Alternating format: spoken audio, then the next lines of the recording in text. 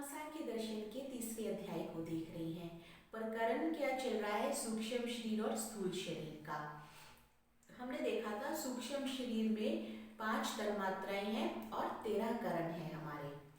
तो प्रश्नकर्ता ये कहता है, शिष्य महर्षि कपिल से ये प्रश्न करता है कि 5 तन्मात्राओं की आवश्यकता क्या है?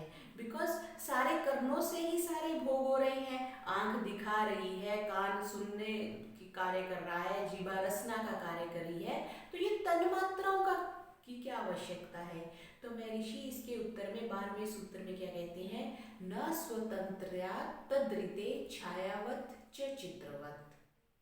तन्मात्राओं के आश्रय के बिना कर्णों की स्वतंत्रता से कोई एग्जिस्टेंस नहीं है, कोई स्थिति नहीं है। उदाहरण क्या दिया? छाया के समान और चित्र के समान।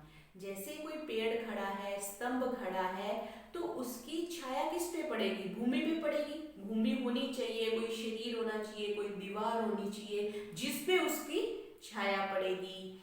चित्र भी हम अगर प्रिंट करते हैं तो कागज जो है वो उसका आधार है। अगर हम फोन में देख रहे हैं तो फोन उसका आधार है, टीवी उसका आधार है, उसी पर उसकी छाया पड़ती है। बिल्कुल इसी तरह से 5 तन्मात्राओं के आश्रय के बिना इन कर्णों की कोई स्थिति नहीं होती और कोई भी भोग संपादन नहीं हो सकता। इसलिए इन तन्मात्राओं का सूक्ष्म शरीर में होना आवश्यक है।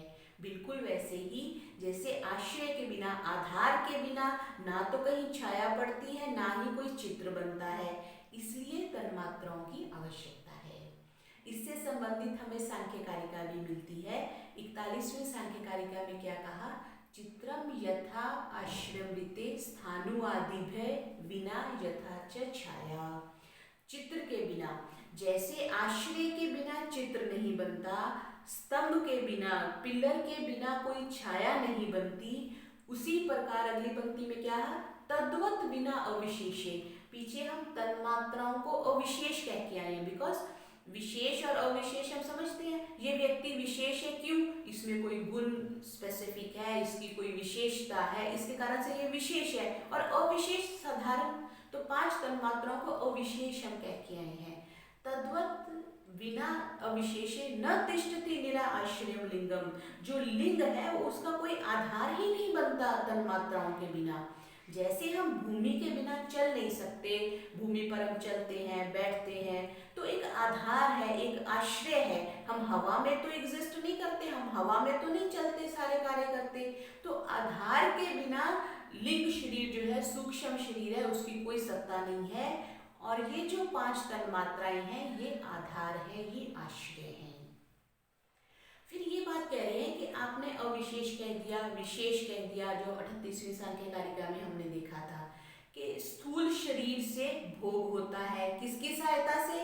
कर्णों की सहायता से भोग होता है। ये हम अभी तक समझ चुके हैं। फिर प्रश्नकर्ता ये कहता है कि जब 5 भूत भी हो गए, करण भी हो गए, तो इनसे अलग एक आत्मा को भोक्ता मानने की क्या आवश्यकता है? आप सूक्ष्म शरीर, कोई मन को, बुद्धि को, अहंकार को ही आप भोक्ता मान लो, आप एक अलग से आत्मा को भोक्ता, भोगने वाला क्यों मानते हैं? तो इसके उत्तर में महर्षि सांख्य दर्शन के तीसरे अध्याय के 13वें सूत्र में क्या कहते हैं? मूर्तत्वे अपि न संघात योगात तरणीवत। जो मूर्त है, जो जुड़ के बना है, जो संघात है, जो 1 2 3 4 चीजें मिलकर के कोई चीज बनती है, वो एक तो अवयवी होने के कारण वो मूर्त है, वो अचेतन है, वो जड़ है। और जो जड़ वस्तु होती है वो किसी के लिए होती है, दूसरे के लिए होती है, स्पेसिफिक। जैसे टेबल है वो हमारे लिए है, फोन है वो हमारे लिए है। जो भी ये सांख्य का सिद्धांत है कि जो भी संघात रूप है वो मूर्त रूप है, इसके कारण से वो अचेतन है, वो जड़ है, और वो स्वयं भोक्ता नहीं हो सकती, वो परार्थ के लिए होती है, वो दूसरे के लिए होती है। जैसे बाइक है तो वो हमारे लिए है, गाड़ी है तो हमारे लिए है। और शरीर पे आ जाए तो ये जो करण को हम प्रश्नकर्ता भोक्ता कहने की बात कर रहा है, तो करण भी तो जड़ है, प्रकृति से बने हैं, हमारी इंद्रियां प्रकृति से बनी है, पूरी प्रक्रिया समझ के आए हैं।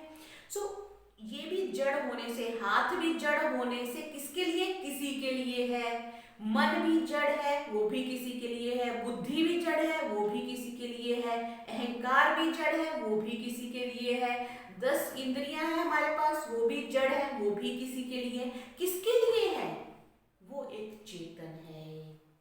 जो संघात है, जो मूर्त है, जो अचेतन है, जो जड़ है, वो किसी दूसरे के लिए। उदाहरण क्या दिया, तरणीवत, तरणी कहती है सूर्य को। जैसे सूर्य प्रकाशमान है, वो संघात है, लेकिन वो प्रकाश देता है, किसको देता है, किसी के भोग के लिए दे रहा है। तो जिसके लिए दे रहे हैं वो चेतन है, वो आत्मा है। भोग हमेशा चेतन पे जाके ही समाप्त होता है। जितने भी हम देख रहे हैं, सुन रहे हैं, खा रहे हैं, चल रहे हैं, भोग रहे हैं, वो सारा भोग का संपादन अंतोगत्वा आत्मा पे जाके समाप्त होता है। सो एक चेतन को, आत्मा को मानने की आवश्यकता है, जो कि भोगता है। बिकॉज जो करण है, जो सूक्ष्म शरीर है, वो भोगता नहीं हो सकते, क्योंकि वो जड़ है। हाथ अपने आप में कुछ नहीं भोगता। हाथ पे आपने लड्डू रखा, लेकिन उसको स्पर्श हुआ, लेकिन उसने कुछ नहीं भोगा। उसके अंदर अंदर जो हमारी इलेक्ट्रोमैग्नेटिक्स वेव्स गई, जो अंदर एक तरंगे गई, तरंग ने जाके बताया कि हाँ, इस कुछ लड्डू के आकार का कुछ स्पर्श हो रहा है हाथ पे। जीभा पर गया तो उसने उसकी रसना ली। जो आत्मा को ही भोगने वाला है, जो चेतन है, जो ज्ञानवान है, जो बुद्धि से युक्त है, वो भोगता है। ये शरीर, ये इंद्रियां, ये हाथ पैर, ये भोगता नहीं है, बिकॉज ये जड़ है। जैसे सूर्य स्वयं के लिए प्रकाश नहीं है, वो दूसरों को प्रकाश देने के लिए है। जैसे हमारे अन्य साधन हमारे लिए हैं, वैसे ही ये शरीर के जो करण है, जो मन बुद्धि अहंकार है, वो भी हमारे लिए, मेरे लिए है। हम कहते हैं ना, मेरा नाम सुकामा है। मेरा नाम मीन्स मैं अलग हूं और सुकामा अलग है। जिसको सुकामा कहा जा रहा है वो ये शरीर है।